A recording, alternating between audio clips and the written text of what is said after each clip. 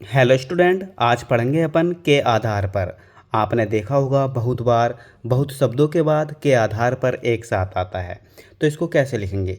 जैसे आया नीति के आधार पर, तो नीति शब्द की आउटलाइन बनाएंगे और इसी के पास एक बड़ा सा ध्याय बना के काट देंगे, है ना।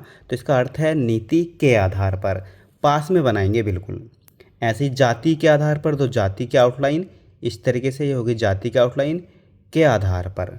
ठीक है, थोड़ा बड़ा करके बनाएंगे ताकि अलग ही दिखाई दे, है ना। ऐसे आता है धर्म, तो ये हो गया धर्म के आधार पर। ऐसी जनगणना, तो जनगणना के आधार पर। दोबारा देख लेंगे, जनगणना के आधार पर। ऐसी शिक्षा के आधार पर, तो शिक्षा की आउटलाइन से कैसे के आधार पर।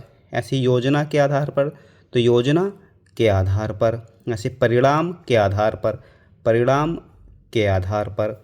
ऐसे नियम के आधार पर, तो नियम के आधार पर। ऐसे आ सकता है जनसंख्या के आधार पर, तो जनसंख्या के आधार पर।